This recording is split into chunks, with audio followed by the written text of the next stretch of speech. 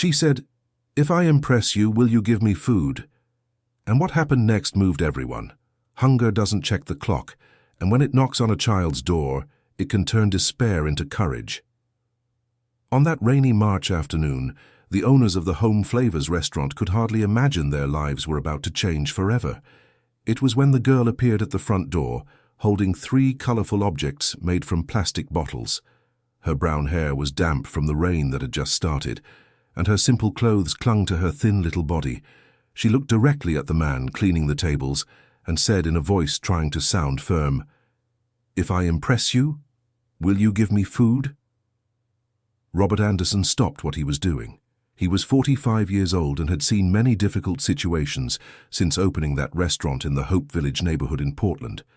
But something about how the girl held those improvised objects made him hesitate before giving his usual response. "Who are you, child? How did you get here?" His wife, Margaret, appeared from the kitchen at that moment. At 50 years old, she had a soft spot for children, but she also knew they couldn't feed every child who came asking for help.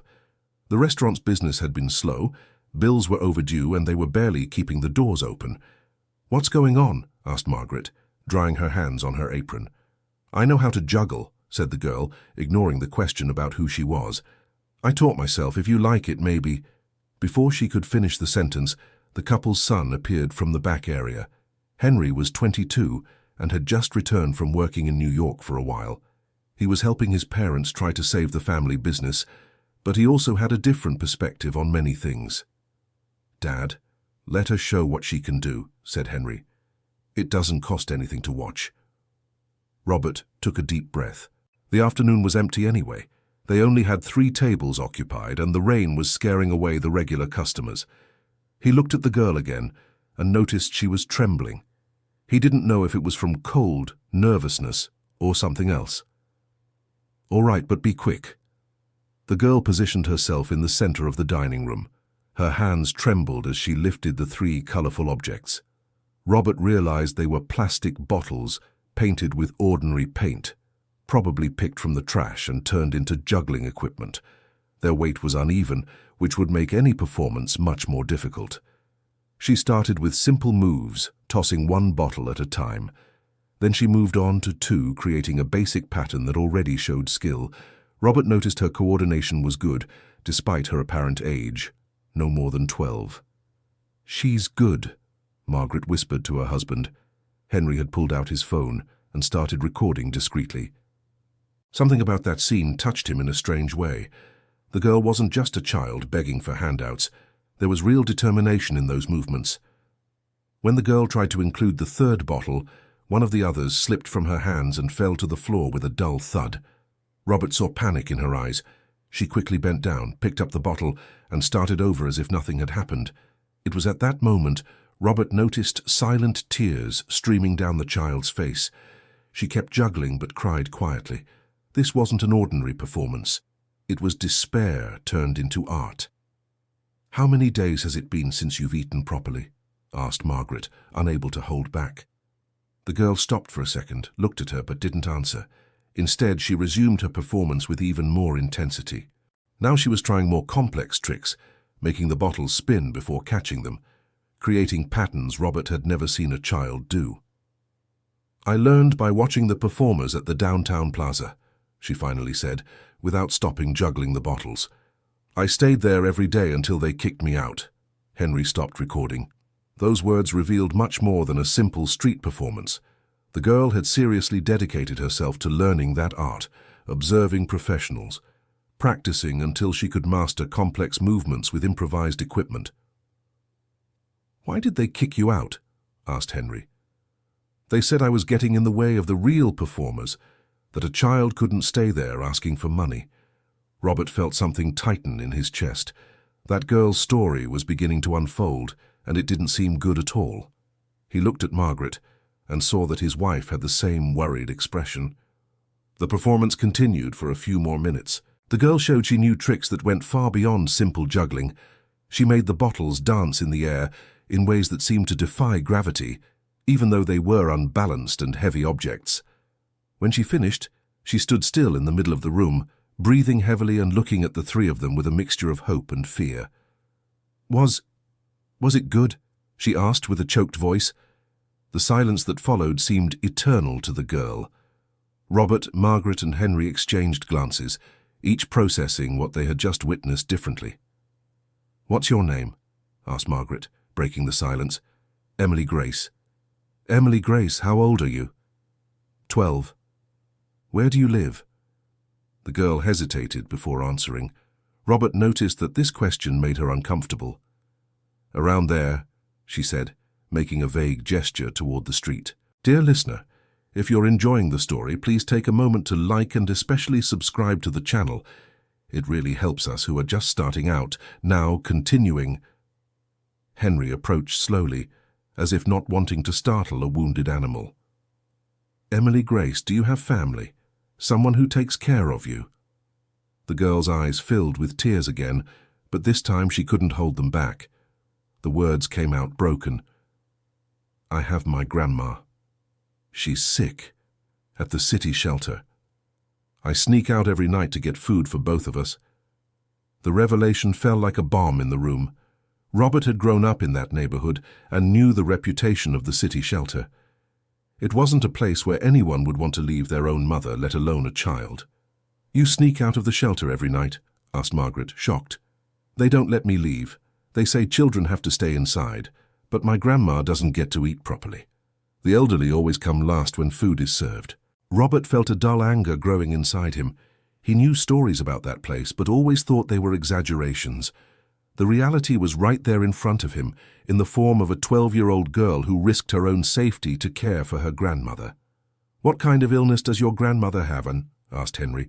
"She gets very weak, can't get up by herself, and coughs a lot at night."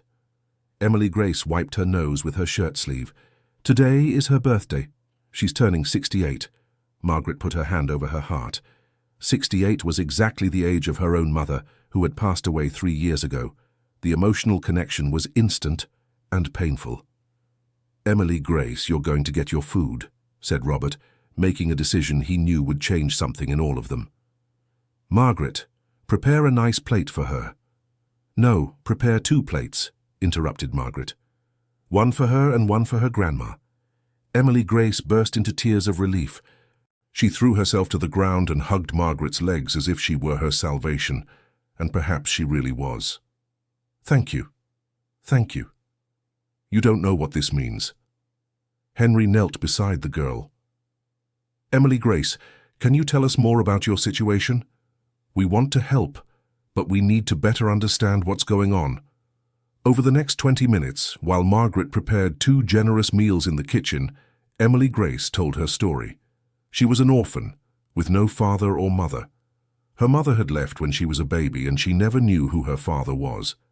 She grew up with her maternal grandmother in a small, simple house in the neighborhood.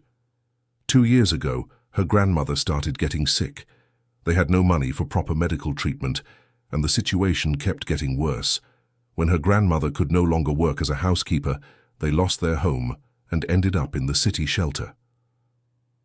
"It's really bad in there," Emily Grace said, her voice low. "They mix the elderly with children, everyone together.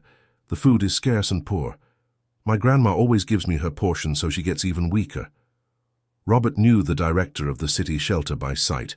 Vincent Parker had a questionable reputation in the neighborhood, but he always managed to keep his position through political connections. Emily Grace's story was starting to make a lot of sense. "How did you learn to juggle so well?" asked Henry. "When my grandma could still walk, she used to take me to the downtown plaza. There were always performers there. I would watch for hours, memorizing the moves. At home, I practiced with anything I could find." "And when did you start performing to earn money?" "About 6 months ago. When I saw that my grandma was getting too thin at the shelter, I started sneaking out at night to get some money or food." Margaret came out of the kitchen carrying 2 carefully packed lunchboxes. The smell of roasted chicken, seasoned rice, beans, and vegetables filled the room. "Here you go, my dear. 2 very generous portions." Emily Grace looked at the lunchboxes as if she was seeing treasure. Her hands trembled as she took the warm containers. Can I take this to my grandma now?" Robert checked his watch. It was past 6 in the evening, and he knew the shelter had strict rules about visiting hours. How are you going to get in there with that food? I know a way. There's a fence in the back that you can get through. My grandma is in room 17 with 5 other elderly women. Henry made an impulsive decision. Can I go with you? Emily Grace looked at him, surprised. Why? I want to meet your grandmother, and I want to see these conditions you're describing. Robert and Margaret exchanged glances. Their son had always been idealistic, but he was also sensible. If he wanted to go, he must have a good reason. Henry, are you sure? Tess asked Robert. Dad, if this girl is telling the truth about the conditions of that place, someone needs to see it. And if she's lying, we need to know that too. Emily Grace took offense. I'm not lying. I believe you, Henry said gently, but my parents need to be sure before we can help more. His logic made sense. Emily Grace nodded. But it has to be discreet. If they find out I leave, they'll put me in the punishment wing. Punishment wing? Asked Margaret, horrified. It's a small room where they put kids who do something wrong. No window, just a mattress on the floor. Robert felt his blood boil. That sounded more like a prison than a shelter. Henry, you should go, and if necessary, we'll take some action about this situation. Emily Grace and Henry left the restaurant as the evening rush was starting. Robert and Margaret were left with a strange feeling, as if their lives had taken a completely new direction in a matter of minutes. Robert, are we doing the right thing? Asked Margaret, wiping the table where Emily Grace had performed. I don't know, Margaret, but I couldn't have done otherwise. When I saw that child crying and still continuing the performance, she reminded me of my mother, Margaret said softly. Her determination, the way she wouldn't give up even when everything was difficult. Robert embraced his wife. They had faced many hardships in recent months, trying to keep the restaurant running, but it had never occurred to them that there were people going through much worse situations right there in the same neighborhood. Meanwhile, Emily Grace was guiding Henry through the poorly lit streets toward the city shelter. She knew every shortcut, every street with less police presence, every place where she could hide if necessary. Emily Grace, how long have you been making these trips alone at night? Since I started going out to get food, about 6 months. Henry was impressed, a 12-year-old child, alone on the streets at night for 6 months, and she had never been caught or hurt. She had developed a survival ability that many adults didn't possess. Were you never afraid? I'm afraid every night, Emily Grace confessed, but I'm more afraid of seeing my grandma go hungry. The simple, direct answer touched Henry deeply. That child was facing fears that most people her age couldn't even imagine, and she was doing it out of love for someone. They reached the back of the city shelter when the sky was already completely dark. Emily Grace showed him a section of the fence that was slightly damaged, where it was possible to pass through without making noise. Wait here, she said. I'll check if there's no one around. Henry watched the building. It was an old, poorly maintained structure with few lit windows. It didn't seem like a place where people should live, much less elderly and children who needed special care. Emily Grace returned and signaled for him to follow. They slipped through the fence and walked close to the wall until they reached a side entrance. Emily Grace pulled an improvised key from her pocket.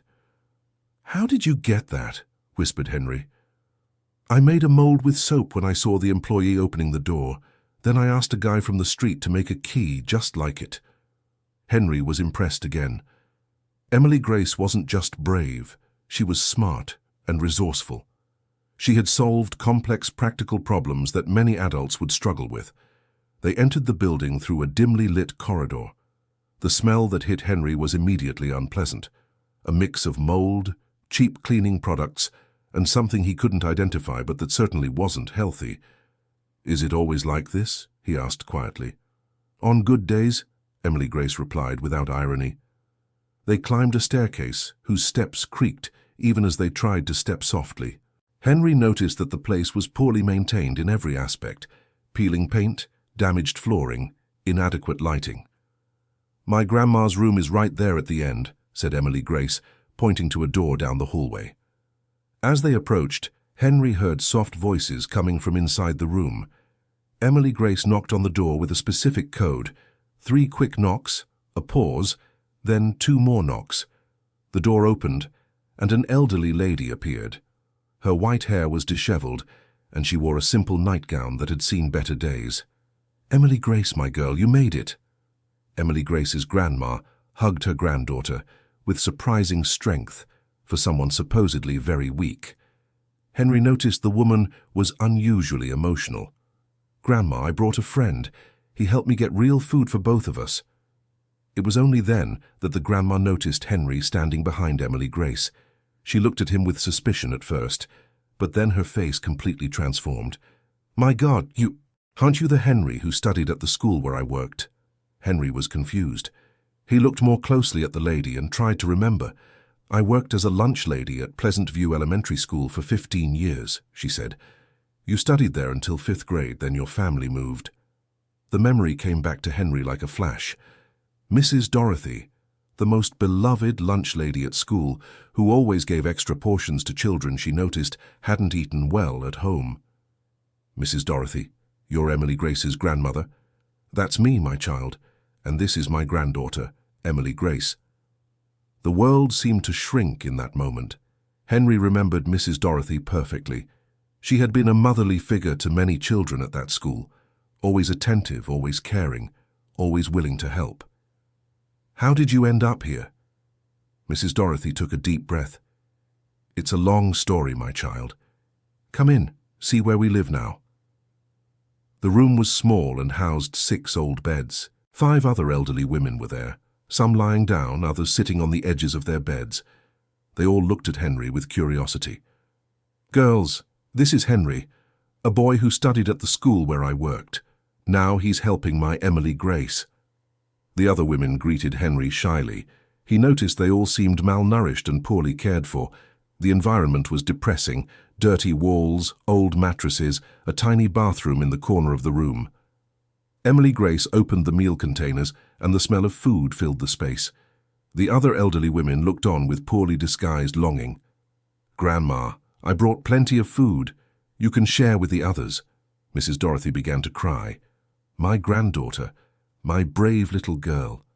You risked your life again for us." Henry watched the scene and understood that Emily Grace wasn't just saving her grandmother. She had become a sort of guardian angel for that group of abandoned elderly women. "Emily Grace, do you always bring food for all of them?" "When I can get enough, yes. They took care of me when I was little. Now I take care of them." One of the elderly women, whom Emily Grace introduced as Mrs. Rose, approached Henry. "Young man, this girl here is a gift from God to us. She takes better care of us than the staff in this place." "How so?" "She brings medicine when someone is sick, food when we're hungry, and even puts on shows to cheer up our evenings." Henry looked at Emily Grace with renewed admiration. She wasn't just a brave child taking care of her grandmother. She was a child who had taken on the responsibility of caring for an entire group of elderly women forgotten by the system. "Emily Grace, you put on shows here?" "Every night when I return, I juggle 3 old slippers, tell stories, make up songs. They like it." Mrs. Dorothy held Henry's hand. "My child, my granddaughter has become the mother to all of us here. She's the one who gives us strength to endure this place."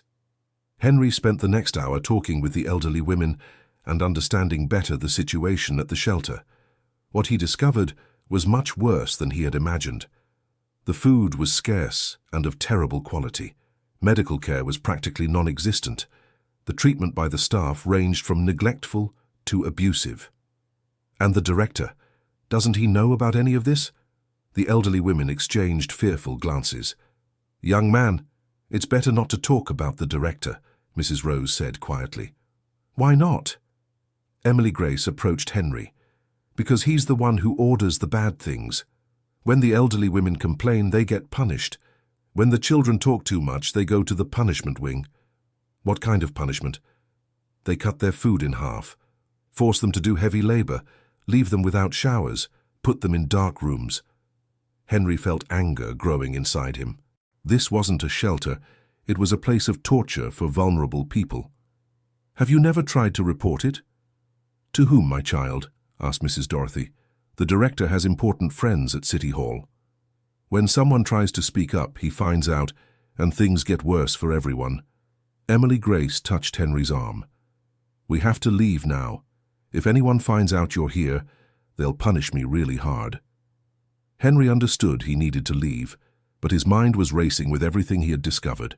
This wasn't just the story of a brave girl. It was a situation of systematic abuse happening right under the nose of the local authorities. He said goodbye to the elderly women, promising he would return. Emily Grace led him back through the corridors, and they left through the same side entrance. Emily Grace, do you have any idea how many children live in that place? About 20, more or less. Most stay in the children's wing on the second floor. And do they go through the same things as you? Some go through worse things, Emily Grace said quietly. There are children who get hit by the staff. There are children who go days without eating when they do something wrong. Henry stopped walking. Emily Grace, this can't go on like this. I know, but what can we do? No one believes the word of a poor child and a forgotten elderly person. Emily Grace's response revealed a sad and premature maturity. She had understood the power dynamics of society in a way no 12-year-old should ever have to understand. When they got back to the restaurant, Robert and Margaret were still there, finishing organizing things to close up. They looked anxiously at Henry and Emily Grace. So? Asked Margaret. Henry looked at Emily Grace and then at his parents. Dad, Mom, we need to talk. Emily Grace, can you stay here tonight? Emily Grace shook her head no. I have to go back. If they do the morning check and see I'm not there, they'll punish my grandma too. What check? Every day at 6 in the morning, they do roll call for all the children. If anyone is missing, they cut the food for the elderly in that child's room. Robert was outraged. That's emotional blackmail. It's how they control us, explained Emily Grace. They know we can't let our elderly relatives go hungry. Henry made a decision. Emily Grace, you'll go back there tonight, but tomorrow when you get out again, come straight here. We're going to resolve this situation once and for all. Emily Grace looked at him with hope, mixed with fear. How? I don't know exactly yet, but we won't leave you and your grandmother in those conditions for much longer. Robert approached Emily Grace. Young lady, from today on you won't have to worry about food anymore. Every day when you can get out, stop by here and we'll have meals ready for you to take. Emily Grace started crying again. Why are you being so good to me? You don't even know me. Margaret knelt down to Emily Grace's height and held her hands, because everyone deserves to have someone who cares about them, and because you taught us today that courage has no age. Emily Grace left the restaurant carrying 2 extra meals that Margaret quickly prepared. Henry accompanied her to a safe distance from the shelter and watched until she managed to get inside without being detected. When he returned to the restaurant, he found his parents waiting for him with serious expressions. Tell us everything, said Robert. Henry spent the next 30 minutes reporting in detail what he had seen at the shelter. He described the living conditions, told them about the other elderly women, explained the punishment system, and revealed that Emily Grace had become an unofficial caregiver for 6 abandoned elderly women. Henry, are you sure you're not exaggerating? Asked Robert, really hoping the answer would be yes. Dad, I saw it with my own eyes. And there's one thing I haven't told you yet. Emily Grace's grandmother is Mrs. Dorothy, remember her? Robert and Margaret looked at each other. Of course they remembered Mrs. Dorothy. She had been a lunch lady at the school where Henry studied, but she was also known in the neighborhood for helping families in need. A good woman who never refused help to anyone. Is Mrs. Dorothy in that place? Asked Margaret, shocked. She is, and she needs urgent medical help. She coughs a lot, is very thin, and can barely stand for long. Robert slammed his fist on the table. This can't go on. Tomorrow I'll find someone to report this situation. To whom, Dad? Emily Grace said the principal has friends at the City Hall. Then we'll look for other authorities. The District Attorney's Office, Child Protective Services, the State Department of Social Services. Margaret was thoughtful. Robert, what if we bring Emily Grace and Mrs. Dorothy to live here with us? What do you mean? The apartment above the restaurant has 2 empty rooms. We could arrange a place for them to stay while we sort out the legal situation. Henry liked the idea. It would be a perfect temporary solution. Emily Grace would get out of that environment, Mrs. Dorothy would get proper care, and they'd be safe while we work on the rest. Robert scratched his head. The idea was good in theory, but in practice it would be complicated. Everyone, you're forgetting we have serious financial problems here. How are we going to support 2 more people? Dad, Emily Grace can help at the restaurant. She's smart, hard-working, learns fast. And Mrs. Dorothy knows a lot about cooking, added Margaret. She was a lunch lady for 15 years. She can help in the kitchen, teach new recipes. Robert noticed the family was getting excited about the idea, and honestly, he was starting to like the possibility too. Emily Grace had touched all of them in a special way. All right, tomorrow we'll talk to them about this possibility. But first we need to understand the legal situation better. We can't just take a child from an official shelter, even if the conditions are bad. I'll research that tonight, said Henry.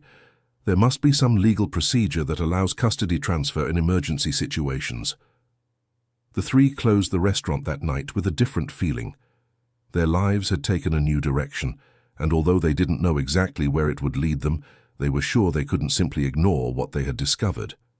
The next morning, Robert woke up early and went straight to the computer to research the rights of the elderly and children in shelters. What he found made him even more outraged. There were clear laws about minimum conditions for shelter operations, and from Henry's description, the city shelter was violating practically all of them. Margaret woke up thinking about menus that could be nutritious and cheap.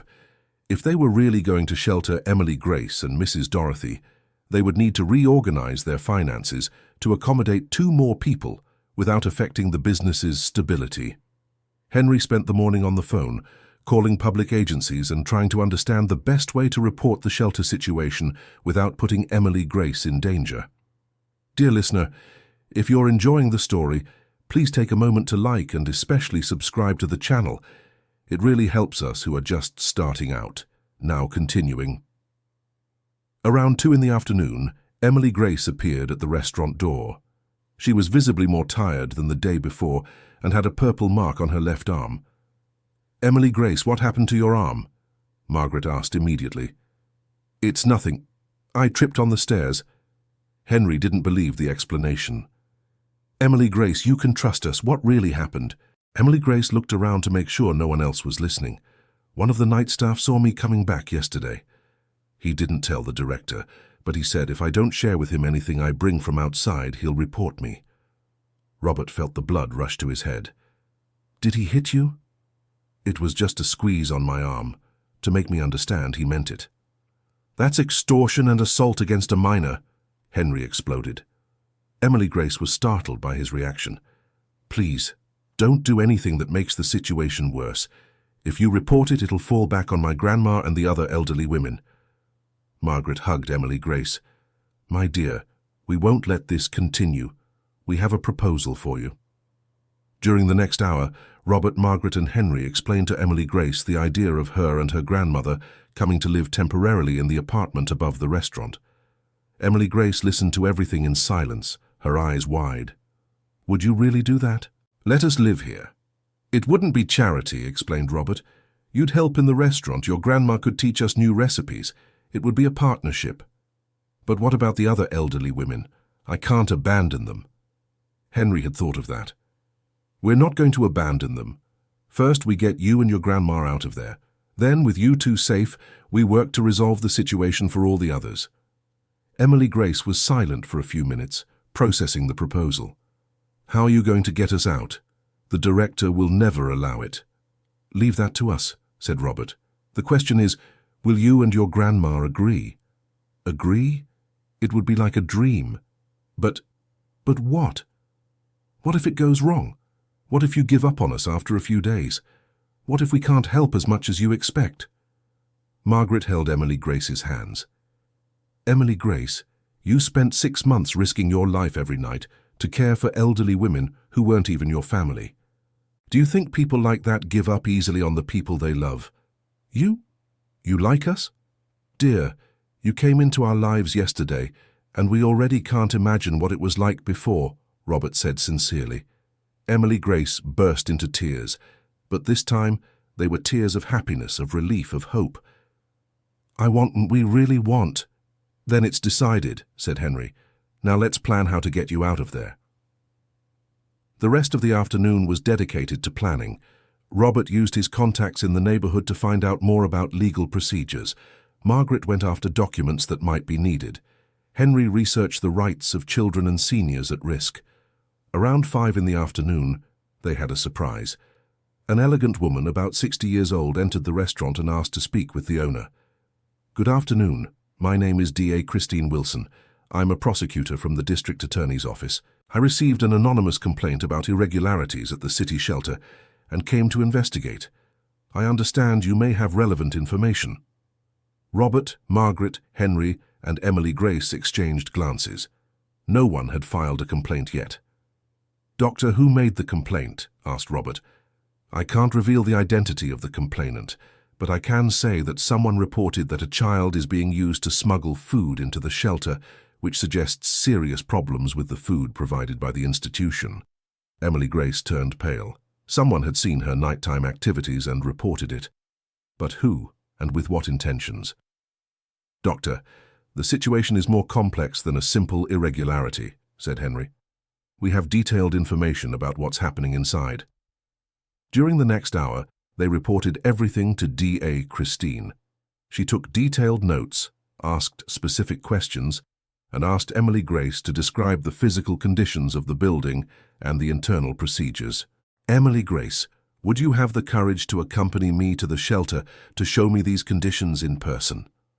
Emily Grace looked at Robert, Margaret, and Henry, seeking guidance. "If she goes with you, won't she face retaliation?" asked Margaret. "On the contrary. If she's under the protection of the district attorney's office, no one can touch her, and if anyone tries, they'll be charged with witness intimidation." Robert made a decision. "Doctor, before we go to the shelter, I need to tell you something.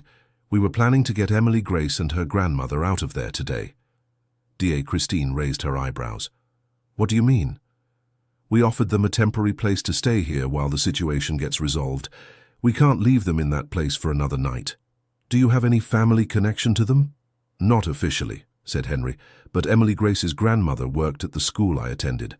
And Emily Grace has become part of our family." D.A. Christine smiled for the first time since she had arrived. "I see. You know there's a legal process for this, right?" "We know, but we also know legal processes take time, and Emily Grace is suffering abuse," said Robert, showing the mark on the girl's arm. D.A. Christine examined the mark and grew serious. "This changes everything. Emily Grace, do you accept temporary protection with this family while we investigate the shelter?" "I accept," said Emily Grace without hesitation. "And your grandmother?" "She'll accept too. She trusts me, and I trust them."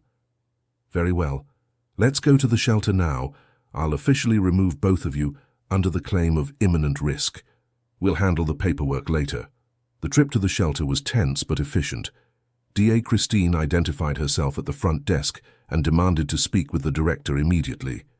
Vincent Parker appeared 15 minutes later, visibly nervous. "Dear Christine, what an honor to have you here. How can I help you?" "Mr. Vincent, I'm here to investigate reports of irregularities in this institution's administration. I need to speak with some residents and examine the physical conditions of the place." Of course, but you could have scheduled this in advance. Today isn't a good day." "District Attorney's Office investigations aren't scheduled, Mr. Vincent. Emily Grace, can you take us to your grandmother?" Emily Grace guided the group along the same path she had taken with Henry the previous night. But now, during the day, and with the director accompanying them, Henry noticed details he hadn't seen before. The conditions were even worse than he had thought. When they reached room 17, they found Mrs. Dorothy lying down, visibly weakened. The other elderly women looked on with surprise and fear when they saw the director. "Mrs. Dorothy, how are you feeling?" asked D.A. Christine. "Better now that my granddaughter brought food yesterday," Mrs. Dorothy replied honestly. The director turned red. "What food? All meals here are provided by the institution." Emily Grace positioned herself behind D.A. Christine, feeling protected. "Grandma, you can tell the truth. The doctor is here to help us." Over the next 20 minutes, Mrs. Dorothy and the other elderly women reported everything they experienced at the shelter. D.A. Christine took detailed notes while the director tried to contradict each account.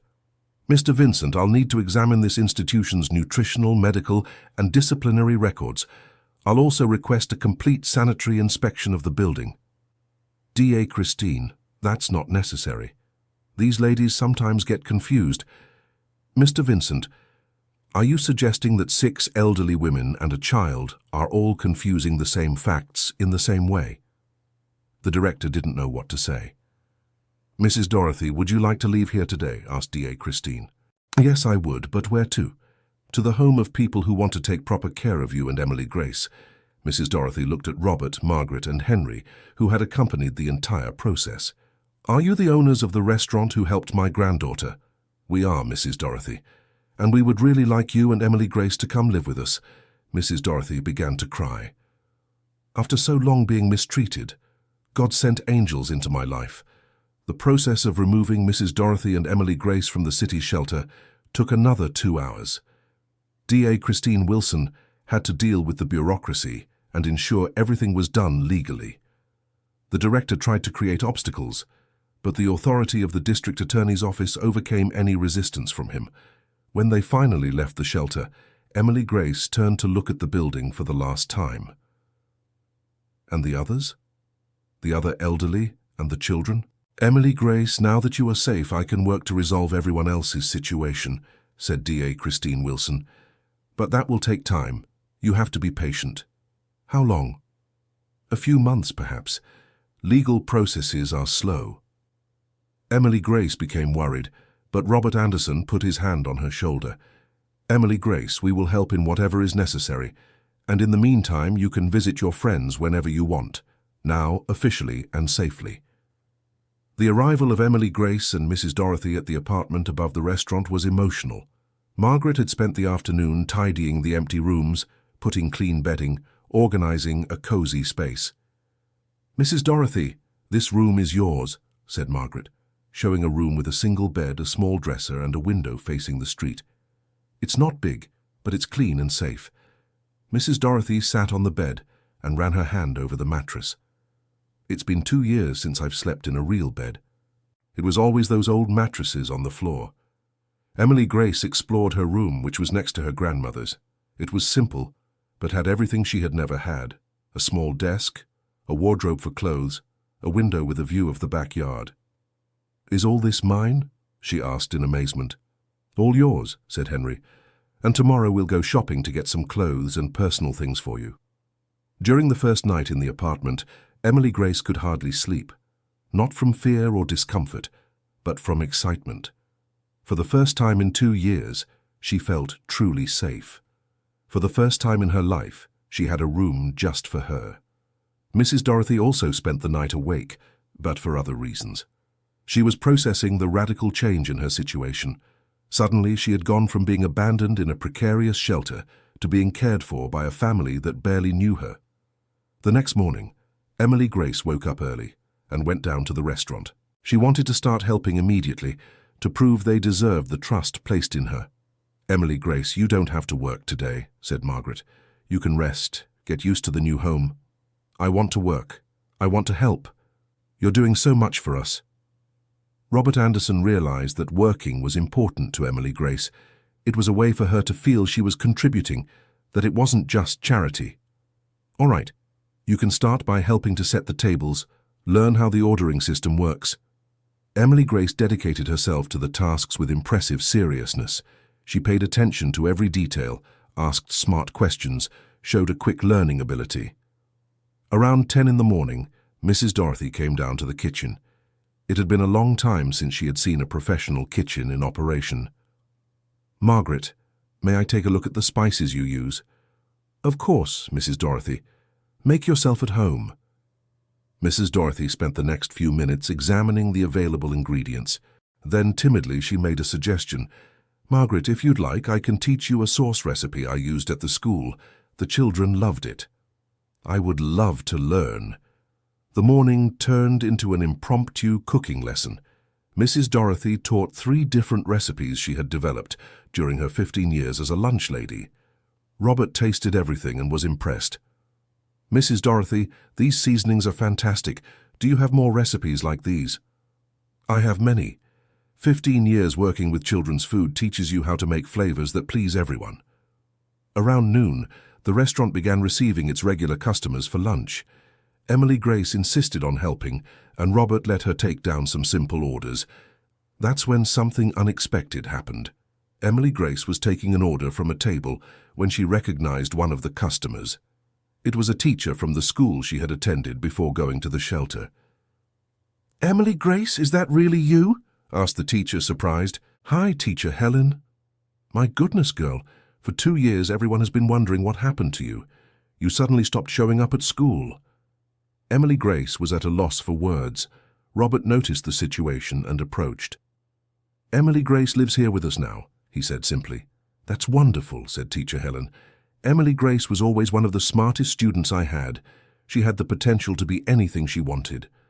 When the teacher left, Emily Grace became thoughtful. "Henry, do you think I can still go back to school?" "Of course you can. In fact, we were already thinking about that. You need to finish your studies." "But what about the work at the restaurant?" "Emily Grace, you're 12 years old. Your priority is to study. The work at the restaurant is just for you to learn responsibility and feel useful." The afternoon brought a new surprise. DA Christine appeared at the restaurant with news about the investigation at the shelter. The health inspection found serious violations. The shelter will be temporarily closed while undergoing complete renovations. "And the people who were there?" asked Emily Grace, worried. "The elderly are being transferred to other institutions in the area. The children are also being relocated to shelters with better conditions. And the elderly women from my grandma's room?" "Emily Grace, they're fine. In fact, 3 of them have already been contacted by relatives who didn't know they were in that shelter. Apparently, the director didn't make an effort to maintain contact between the residents and their families." Emily Grace was happy, but still concerned. "And Mrs. Rose?" "She doesn't have family. Mrs. Rose is going to a private nursing home that has an agreement with the city. The conditions there are much better." Robert asked about the director. "Vincent Parker is being investigated for embezzlement of public funds, mistreatment and negligence. He'll likely face criminal charges for all of this." "And how long will it take for him to be punished?" "The criminal process can take years, but he has already been removed from his position and can no longer work with vulnerable populations." Emily Grace felt a weight lift from her shoulders. Finally, the people she had tried to protect were receiving proper help. Over the next few weeks, Emily Grace and Mrs. Dorothy adjusted completely to their new life. Emily Grace was enrolled in a nearby school and quickly stood out. Mrs. Dorothy became a sort of culinary consultant for the restaurant, creating new dishes that became popular with customers. The restaurant, which had previously struggled financially, began to thrive. The story of Emily Grace and her courage had spread throughout the neighborhood, and many people came not only to eat, but to meet the brave girl who risked her life to care for abandoned elderly people. Emily Grace developed a balanced routine between studies, helping at the restaurant, and visiting her old elderly friends in the new places where they were being cared for. She kept in touch with all of them, bringing news and affection.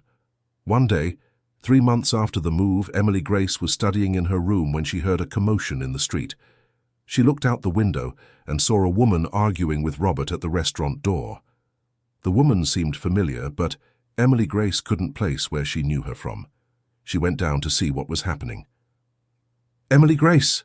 the woman shouted when she saw her. "My daughter!" Emily Grace froze. The woman standing there, older and different, was her mother. The mother who had abandoned her when she was a baby and never showed up again. "I am your mother, Emily Grace. I came to get you." The silence that followed was heavy. Emily Grace looked at Robert, Margaret, and Henry, then at the woman who claimed to be her mother. "Where did you come from?" asked Emily Grace in a low voice. "I was working far away, but now I'm back. I found out you were here and came to take you so we can leave together." Emily Grace felt an anger she didn't know existed inside her. "You abandoned me when I was a baby. You never sent news, never asked if I was okay. Grandma Dorothy raised me alone, and when she got sick, I took care of her. Where were you when I needed you?" Emily Grace's mother, who said her name was Samantha, tried to explain. "Emily Grace, I was very young when you were born. I couldn't afford to raise you. I thought it would be better for you to stay with your grandmother. For 2 years, without ever giving any news? Samantha looked around and realized she was being watched by several people. Robert, Margaret, and Henry maintained a protective stance toward Emily Grace. Emily Grace, I am your mother. I have legal rights over you. No, you don't, said D.A. Christine, appearing suddenly in the crowd that had gathered. D.A. Christine approached the group. Mrs. Samantha, correct? I am the prosecutor responsible for Emily Grace's case. You abandoned a newborn child without leaving any contact information. This constitutes material and emotional abandonment. But I am her mother. Being the biological mother doesn't guarantee automatic rights when there is proven abandonment, especially when the child is under the protection of the district attorney's office. Emily Grace looked at D.A. Christine with gratitude. What does this mean? It means your mother can request custody, but she will have to prove she has the means and genuine intentions to care for you. And you, as a minor in a special situation, have the right to voice your opinion about who you want to live with. Samantha became irritated. You are manipulating my daughter against me. No one is manipulating anyone, said Robert calmly. Emily Grace has been through very difficult situations and has learned to make mature decisions. She has the right to choose what is best for her. Emily Grace looked at her biological mother and felt a mix of confused emotions. There was anger over the abandonment, curiosity about the past, but also a clear certainty about her present. I want to keep living here, said Emily Grace firmly. This is my family now. Emily Grace, protested Samantha. You can't choose strangers over your own mother. Strangers? Emily Grace looked at Robert, Margaret, and Henry. They saved me when I was starving. They gave me a home, a family, an education. They took care of my grandmother. What have you done for me in the last 12 years? Emily Grace's question echoed in the silence. Samantha had no answer. D.A. Christine spoke up. Mrs. Samantha, if you really want to have a relationship with Emily Grace, I suggest you start slowly. Visit her regularly. Build a relationship of trust. Prove that your intentions are genuine. If Emily Grace wants, in the future, to have you as part of her life, that can be discussed. And if I want to go to court to regain custody? It's your right. But know that the district attorney's office will fight to protect Emily Grace's best interests, and considering the abandonment situation and the stability she has now, it will be difficult to convince a judge that changing her environment would be beneficial. Samantha looked around and realized she had no support from anyone there. Emily Grace was clearly happy and well cared for. The family that had taken her in showed genuine love for her. Can I at least talk to her sometimes? Emily Grace looked at Robert, seeking guidance. The decision is yours, Emily Grace, said Robert. If you want to get to know your mother better, we support you. If you don't, we support you too. Emily Grace thought for a few minutes. You can come visit her here at the restaurant, but I'm not leaving here. This is my home. This is my family. Samantha accepted the conditions because she had no choice. She began visiting Emily Grace once a week, always at the restaurant, always in the presence of Robert, Margaret, or Henry. Over time, Emily Grace came to better understand her mother's story. Samantha had indeed been very young when she got pregnant. She had tried to care for Emily Grace for a few months, but felt incapable. When she left Emily Grace with Mrs. Dorothy, she said it would be temporary, but ended up getting involved with people who took her far from the city. Emily Grace, I know I made a mistake. I know I abandoned you when you needed me most. I don't expect your forgiveness, but I wanted you to know that I thought of you every day all these years. Emily Grace listened to Samantha's explanations with a maturity that impressed the adults around her. I understand that you were young and scared, but please understand that I grew up thinking I wasn't even good enough for my own mother to love me. That hurt me deeply. The conversations between mother and daughter were difficult, but gradually they built a relationship. It wasn't the traditional mother-daughter relationship Samantha had imagined, but it was a start. 6 months after Emily Grace joined the Anderson family, the restaurant was thriving like never before. Mrs. Dorothy's recipes had become famous in the neighborhood. Emily Grace was doing well in school and had developed a special talent for mathematics, but the most important transformation had happened within the family itself. Robert, Margaret, and Henry discovered that caring for Emily Grace and Mrs. Dorothy had given new purpose to their lives. "Robert, do you remember how discouraged we were with the restaurant before Emily Grace showed up?" Margaret asked one evening. "I remember. We thought we would have to close. And now—" Robert looked around the full restaurant, heard Emily Grace's laughter as she chatted with customers, smelled the special recipes from Mrs. Dorothy coming from the kitchen. "Now, I understand it wasn't just the restaurant that was losing its life. It was us too." Henry, who was helping Emily Grace with her math homework, looked up. "Dad, Emily Grace changed us as much as we changed her." Emily Grace smiled. "You saved my life. But did I save your lives too?" "Yes, you did, honey," said Margaret, hugging Emily Grace. "We didn't know it, but we needed a bigger family." Mrs. Dorothy, sitting in her favorite armchair in the corner of the restaurant, watched the scene with a satisfied smile. At 68 years old, after going through so much suffering, she had found her true family. "Emily Grace," she said, "do you remember what I always said when you were little?" "What, Grandma?" "That God never abandons those who don't abandon others." Emily Grace looked around the table, where she was surrounded by people who truly loved her, thought about all the difficulties they had been through, all the nights she had risked her life to care for abandoned elderly women, all the courage she had needed to find within herself. "Grandma, I think God not only didn't abandon me, He gave me an entire family." Robert hugged Emily Grace. "Actually, Emily Grace, I think it was you who gave us an entire family." Dear listener, if you're enjoying the story, please take a moment to like and especially subscribe to the channel. It really helps us who are just starting out. Now continuing. 1 year after that transformative meeting at the restaurant, Emily Grace was preparing for a special presentation at school.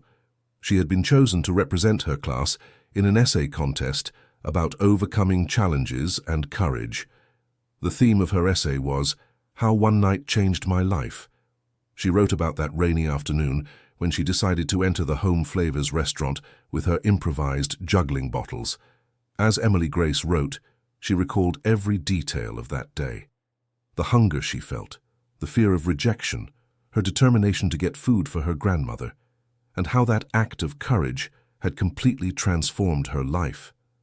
At school, Emily Grace had excelled in all subjects. Teachers were impressed by her dedication and maturity.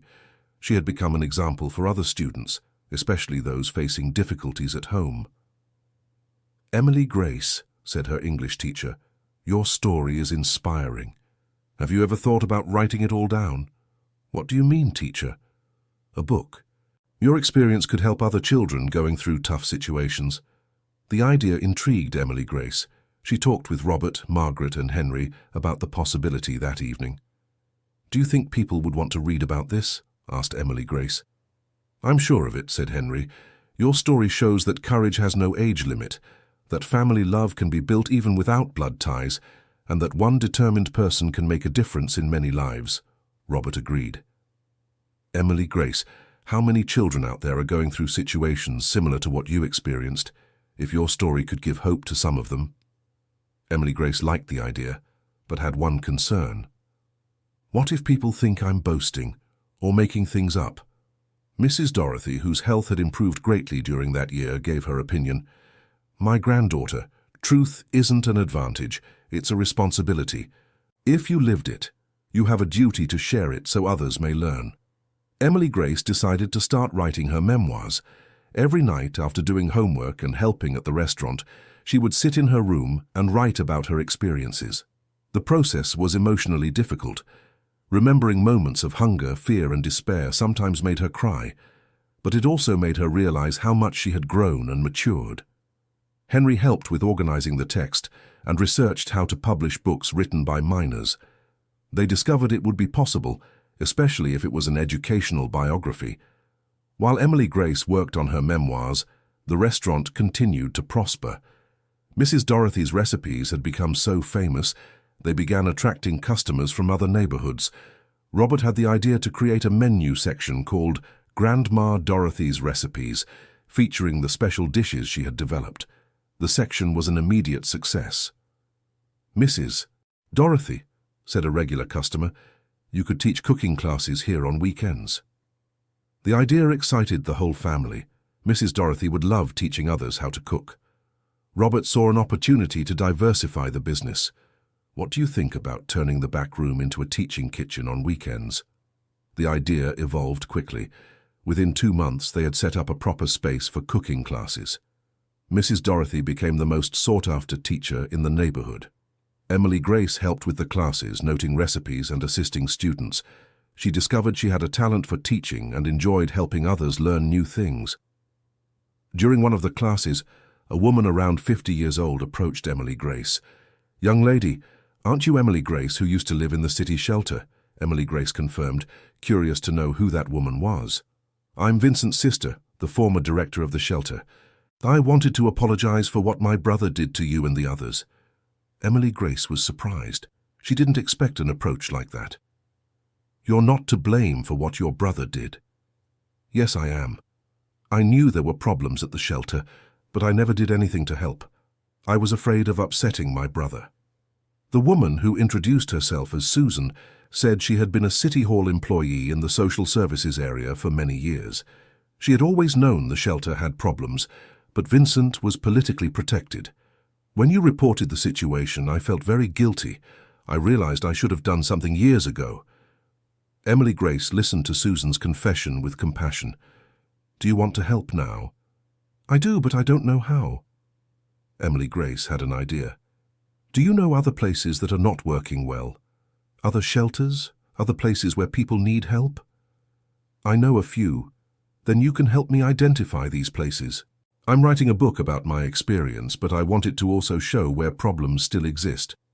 Susan was excited about the proposal. She had information about several institutions that were operating inadequately, but had never had the courage to report them. "Emily Grace, if you really want to do this investigation, I can help you, but it has to be discreet at first." Emily Grace talked with Robert, Margaret, and Henry about Susan's proposal. They were worried about Emily Grace's safety, but also proud of her determination to help others. "Emily Grace," said Robert, "are you sure you want to get involved in these situations? It could be dangerous." "Dad," Emily Grace had started calling Robert Dad a few months ago, "if I don't get involved, who will? How many children are going through the same thing I went through?" Emily Grace's answer convinced the family. They decided to support her, but carefully and always involving the proper authorities. Dear Christine, who had become a friend of the family, offered official support for Emily Grace's investigations. "Emily Grace, if you identify any irregularities, you can pass the information to me. The district attorney's office will investigate officially, and you will be protected." Over the next few months, Emily Grace and Susan discreetly visited several shelters and social service institutions in the region. Emily Grace developed an investigation method based on observation and informal conversations with staff and residents. In 3 institutions, they identified serious problems: poor nutrition, lack of medical care, inadequate treatment. In all cases, Emily Grace passed the information to DA Christine, who initiated official investigations. Emily Grace's investigative work began to yield concrete results. 2 institutions were temporarily closed for renovations. 1 was permanently shut down due to serious irregularities. Emily Grace's story as a young human rights investigator began to attract the attention of the local press. A city newspaper published an article about the 13-year-old girl who fights for the rights of abandoned children and the elderly. "Emily Grace," said the journalist who interviewed her, "what motivates you to do this work?" "I know what it's like to be abandoned and mistreated. I know how much it hurts not to have anyone to protect you. If I can prevent other children from going through that, I need to do it." The article had an impact far beyond the city. Emily Grace began receiving invitations to speak at schools, NGOs, and events about child and elderly rights. Robert, Margaret, and Henry were concerned about Emily Grace's public exposure. "Daughter, don't you think you're taking on too much responsibility for your age?" Emily Grace thought about the question. Dad, I never really had a normal childhood anyway. Since I was 10, I've been taking care of adults, making important decisions, facing difficult situations. At least now I'm using these skills for something positive.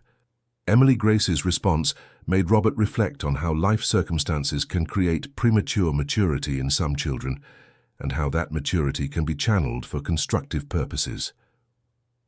Around that time, Emily Grace received an unexpected proposal. A publisher had read the article about her in the newspaper and wanted to publish her memoirs. "Emily Grace," said the publisher during a meeting at the restaurant, "we believe your story can inspire thousands of children and adults. We would like to publish your book." The proposal included royalty payments, national distribution, and promotional support. Emily Grace was excited, but also worried. "Won't my story expose the people who helped me? Won't it cause problems for my family?" "On the contrary," explained the publisher, "your story shows how a family can transform lives through generosity. It's a positive example the world needs to know." Emily Grace decided to accept the proposal, but with conditions. Part of the royalties would be donated to institutions that care for at-risk children and elderly people. The book editing process took 6 months. Emily Grace worked with professional editors to polish the text, organize the chronology of events, and add deeper reflections about her experiences. During this period, she continued studying, helping at the restaurant, and conducting her investigations into problematic institutions. Her routine was intense, but she felt fulfilled. Mrs. Dorothy watched her granddaughter's growth with pride and concern. "Emily Grace, are you sure you're not pushing yourself too hard? You're still a child." "Grandma, I feel like a child when I play with my school friends, when I help with your cooking classes, when I'm here at home with the family. But when I see other children going through what I went through, I feel compelled to act." Emily Grace's early wisdom continued to impress everyone around her.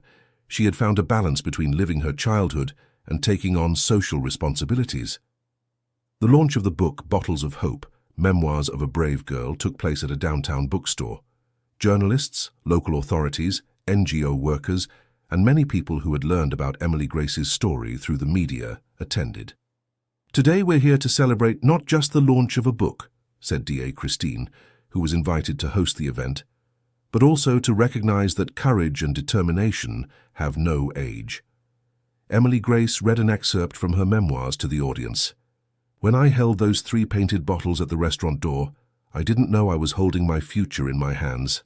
I thought I was just trying to get food for my grandmother. But I was actually building a bridge between the desperate child I was and the hopeful teenager I became." The audience was moved by the reading. Many people cried during the event, touched by the sincerity and depth of Emily Grace's words. After the launch, the book received very positive reception. Sales exceeded the publisher's expectations, and Emily Grace began receiving invitations to speak in other cities. Robert and Margaret accompanied Emily Grace on her travels, always making sure she didn't miss too much school and maintained a balanced family life. During one of the talks at a school in New York, a girl about 10 years old raised her hand during the Q&A session. "Emily Grace, I live in a shelter that isn't very good. How can I make things better without the staff getting mad at me?" The question touched Emily Grace deeply. It was exactly the kind of situation she had faced. First, you need to find a trusted adult outside the shelter, a teacher, a neighbor, someone from your family you sometimes see. Tell that person what's happening.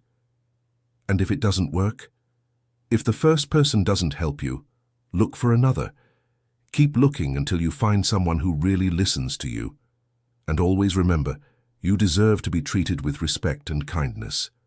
After the talk, Emily Grace spoke privately with the girl and got the information about the shelter where she lived. Later, she passed the information to D.A. Christine, who started a discreet investigation. 2 months later, that shelter was also renovated and significantly improved its service conditions.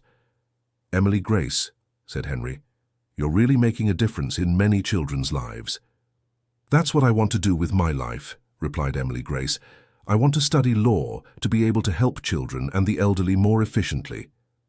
Emily Grace's career decisions surprised no one in the family. She had shown a natural aptitude for defending vulnerable people since she was little. By around age 14, Emily Grace had become a well-known figure in the region for her work, advocating for children's and elderly rights. But she was also a normal teenager who dated, went out with friends, and sometimes argued with her parents about curfews. "Emily Grace, you can't come home at 11 at night," said Robert during one of these discussions. "You're only 14. "Dad, I took care of 6 elderly women by myself when I was 12. Don't you think I can stay at my friend's house until 11? Robert laughed at Emily Grace's argument. "Daughter, it's precisely because you grew up too fast that we want you to have some moments of being a normal kid."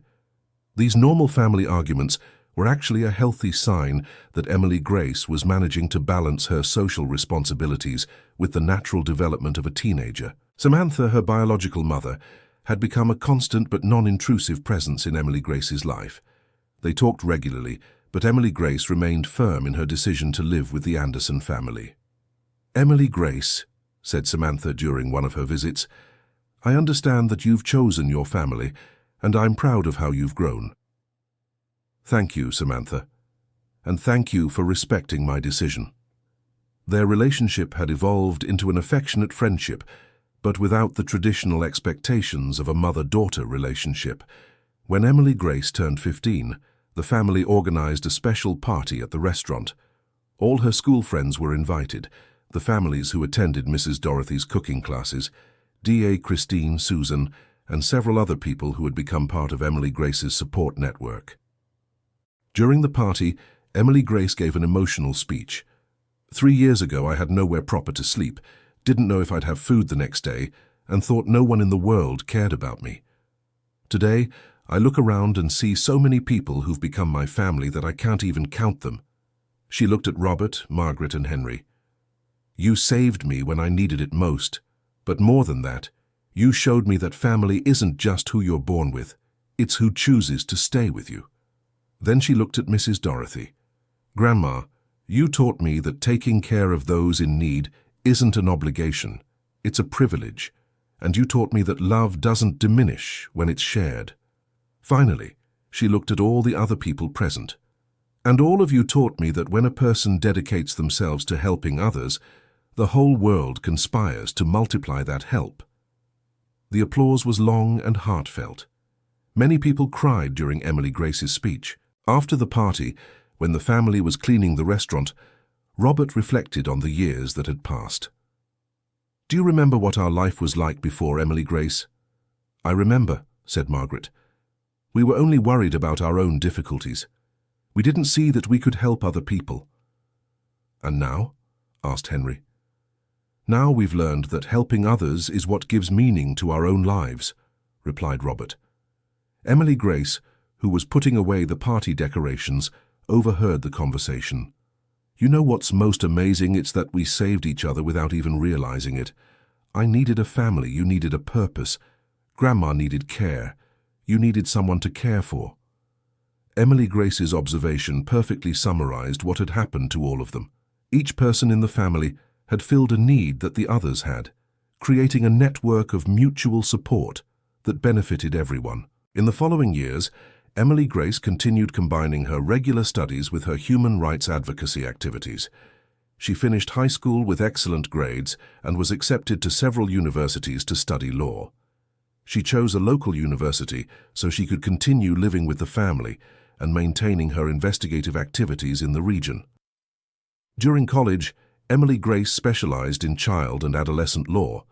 Her professors were impressed by her practical knowledge of the issues they studied theoretically. "Emily Grace," said one of her professors, "you have an understanding of legal issues that goes far beyond what we normally see in undergraduate students." "Professor, it's because I lived these issues in practice before studying them in theory." Emily Grace used her personal experiences to write academic articles, participate in conferences, and propose improvements in legislation protecting children and the elderly. When she graduated at 22, Emily Grace was already a recognized lawyer in the field of human rights, even before receiving her diploma. She set up her law office in a rented room near the restaurant. She specialized in cases involving at-risk children and elderly people, often working for free for families who couldn't afford to pay. The Home Flavors restaurant had become a landmark in the neighborhood, Besides the excellent food, it was known as a place where people in difficulty could find support and guidance. Mrs. Dorothy, now 75 years old, continued giving her cooking classes and was considered a kind of informal community advisor. Robert and Margaret had expanded the business and now had a network of 3 restaurants, all based on the concept of combining good food with social responsibility. Henry had married a young woman he met through Emily Grace's social work. They had 2 children who considered Emily Grace as their older aunt. Emily Grace, in turn, was dating a college classmate who supported her work and shared her social values. On a Sunday afternoon, 10 years after that first meeting, the whole family was gathered at the restaurant celebrating Mrs. Dorothy's 75th birthday. "Grandma," said Emily Grace, "do you remember what you thought when you saw me arrive with those juggling bottles?" "Yes, I remember. I thought, this girl will go far because she has the courage to try when everyone else has given up." "You were right, but you were also wrong." "How so?" "I didn't go far alone. I went far because I found people who wanted to go with me." Emily Grace looked around the table at all the people who had become her family over the years. What happened here wasn't just a family helping a child. It was a group of people discovering that when we help each other, we all grow stronger. Robert raised a toast. "To Emily Grace, who taught us that family is who we choose to love and that love multiplied never diminishes." Everyone toasted, but Emily Grace asked to speak once more. "No, Dad, the toast has to be to all of us, because we proved that it doesn't matter where you come from or what you've been through. What matters is where you're going, and who's willing to go with you." The toast was repeated, this time including the entire family that had grown around that table. Outside the restaurant, a small sign read, "Home Flavors, where everyone has a place at the table." But those who knew the real story of that place understood the true message was much deeper. This was where painted plastic bottles had transformed into bridges to the future, where a desperate girl had found a family, and where a family had discovered its true purpose. And every night when the lights went out and the activity slowed down, you could still feel in the air the echo of that question that changed everything. "If I impress you, will you give me food?" The answer had been much more than a simple yes. It had been the beginning of a family love story that proved the most beautiful miracles happen when ordinary people decide to do extraordinary things for one another. Emily Grace kept her 3 original juggling bottles in a display case in her law office. They served as a reminder that courage, determination, and a little bit of hope can transform any situation, no matter how desperate it may seem. And whenever she took on a case involving a child in difficult circumstances, Emily Grace would look at those bottles and remember that every story of overcoming begins with someone willing to try, even when all odds seem stacked against them. At 25 years old, Emily Grace Anderson was one of the state's most respected attorneys in the field of child and elder rights. Her practice had grown and now had a team of 5 lawyers and 10 interns, all dedicated to cases protecting vulnerable populations. But for her, her greatest success was still coming home every night to have dinner with Robert, Margaret, Henry, and Mrs. Dorothy. It was there, at that simple table in the apartment above the restaurant, that she daily remembered where she had come from and why she did the work she did. And whenever a child in desperate circumstances appeared in her office, Emily Grace remembered a 12-year-old girl who one day had enough courage to walk into a restaurant and ask, "If I impress you, will you give me food?" The answer continued to be yes. It would always be yes. For all the children who needed a second chance, a family who would choose to love them, a place where they could transform their suffering into strength to help others. And so, the story that began with 3 painted bottles and a desperate question kept multiplying, creating new stories of hope for every child Emily Grace could help, because the best stories never truly end. They just transform into inspiration for other equally beautiful stories to begin. End of story. Now tell me what you thought of the story and where you're watching from. If you have something to share with us, leave it here in the comments with sincere words. Do you believe Emily Grace made the right decision in choosing her new family? We'd love to read your honest opinion about this journey of love and overcoming that we've just experienced together.